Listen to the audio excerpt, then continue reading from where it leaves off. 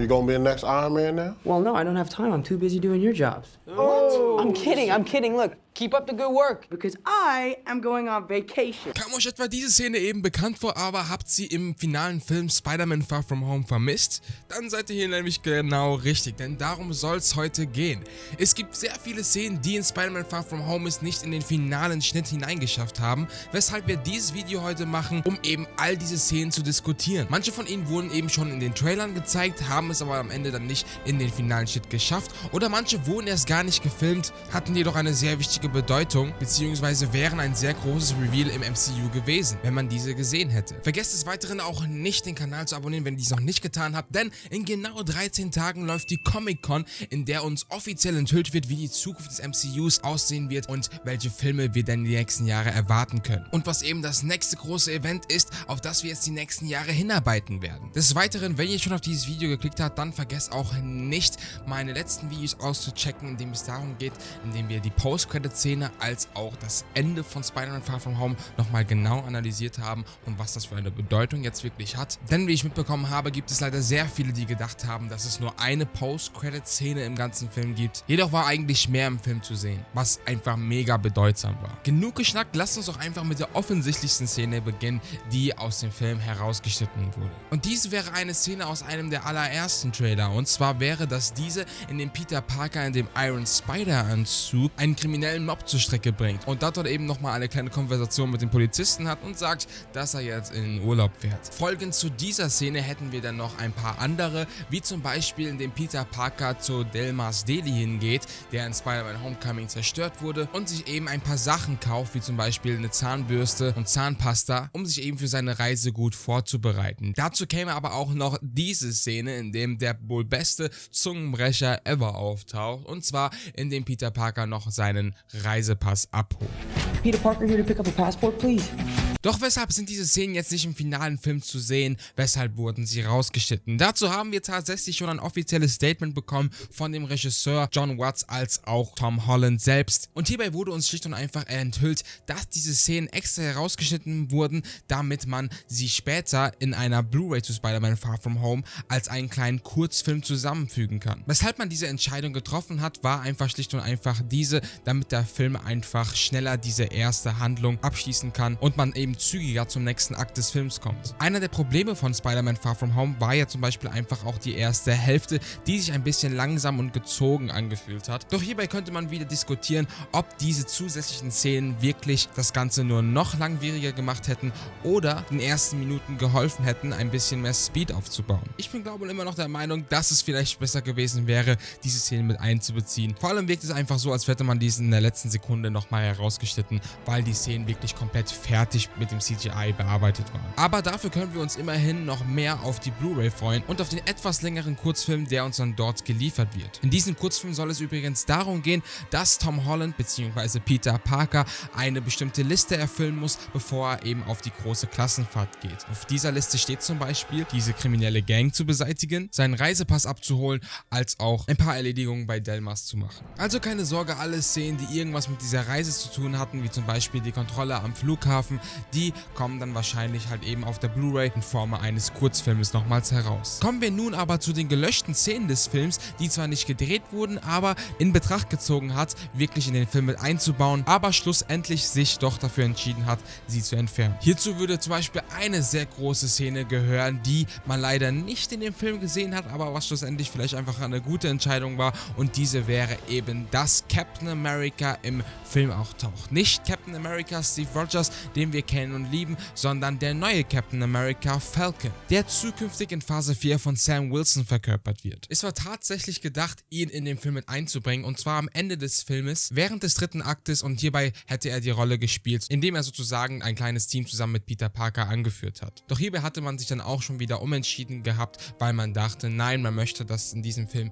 wirklich Peter Parker komplett alleine gespotlightet wird und es dem Team hinter dem Film wirklich sehr wichtig war, eben keine anderen Avenger zur Verfügung Verfügung zu stellen. Und auch wenn es wirklich extrem cool und interessant gewesen wäre, den neuen Captain America zum allerersten Mal jetzt schon zu sehen, wäre es meiner Meinung nach wahrscheinlich auch schon zu früh gewesen, ihn jetzt direkt noch in Phase 3 vorzustellen. Vor allem hätte Sam Wilson dann auch nur eine Art Nebenrolle bekommen und wir alle wissen ja bereits, dass noch eine Serie in Planung ist, zusammen mit Falcon als auch den Winter Soldier, die dann exklusiv auf Disney Plus erscheinen werden. Und in dieser wird es dann auch wahrscheinlich darum gehen, Sam Wilson zu begleiten, wie er eben den Mantel von Captain America an sich nimmt, weshalb es definitiv besser ist, erstmal den Charakter eine Zeit zum Atmen zu geben und dieses Symbol Captain America nicht jetzt einfach schon mal neu zu ersetzen. Es ist gut, dass man den ganzen Sachen nochmal eine extra Serie gibt, um eben den neuen Captain America, Sam Wilson, erstmal atmen zu lassen, bevor er in diese riesige Rolle schlüpft und uns zu zeigen, was ihn einfach zum perfekten neuen Captain America macht. Also war es definitiv eine gute Entscheidung, ihn noch nicht in den Film mit reinzubringen. Es gibt aber auch noch ein weiteres Cameo, so ähnlich wie das von dem neuen Captain America, wofür man sich aber auch entschieden hat, ist aus dem Film rauszuschneiden, und dieses wäre ein Cameo von einem komplett neuen Helden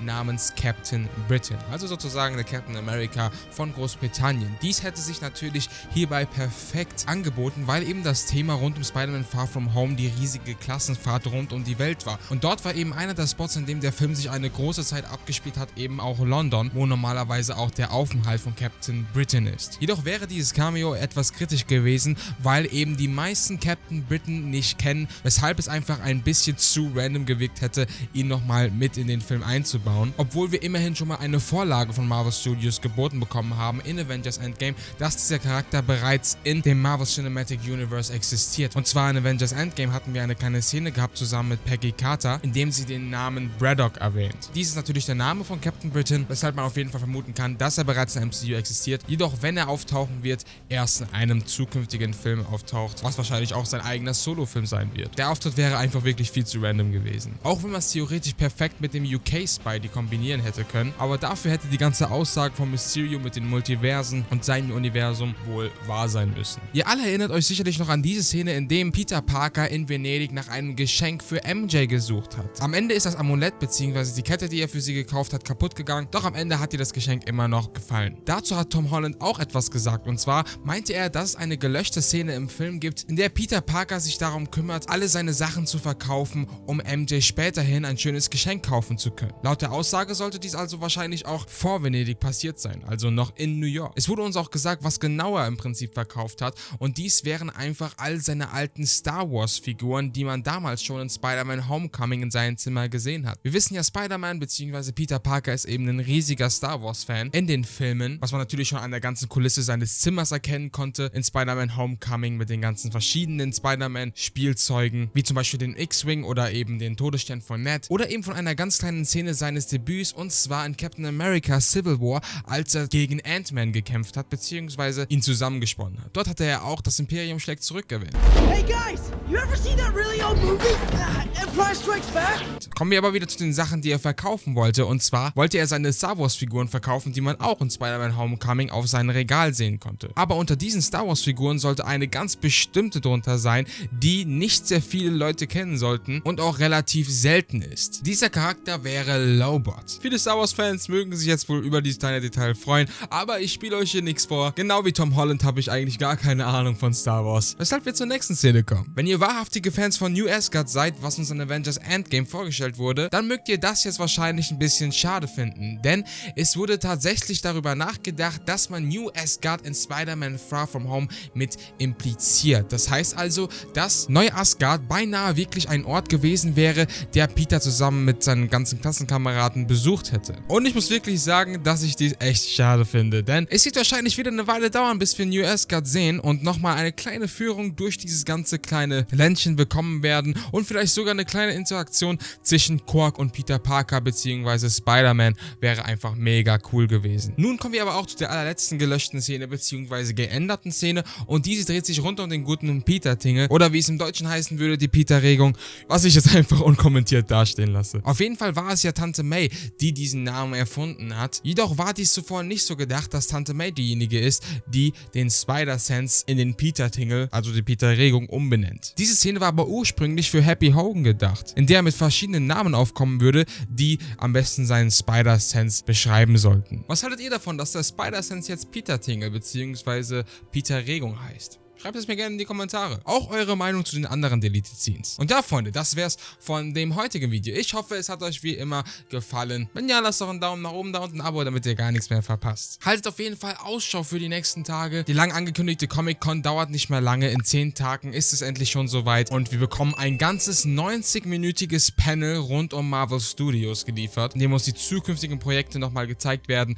und die alten Projekte nochmal geehrt werden. Also, ich halte euch hier auf den Kanal updated, wenn irgendetwas Neues auftauchen sollte. Checkt übrigens noch gerne meine letzten Videos aus, wie zum Beispiel das Video, in dem ich die Post-Credit-Szene zu Spider-Man Far From Home erklärt habe, was leider sehr viele vercheckt haben, nicht das Video selbst, sondern dass es in dem Film eine Post-Credit-Szene gab. Also falls ihr das verpasst habt und noch wissen wollt, was da passiert ist und genau erklärt, was das alles bedeutet, dann ist das Video perfekt für euch. Ich wünsche euch noch einen wunderschönen Tag, Freunde. Passt gut auf euch auf, lasst es euch gut gehen und ich würde dann mal sagen, love you 3000.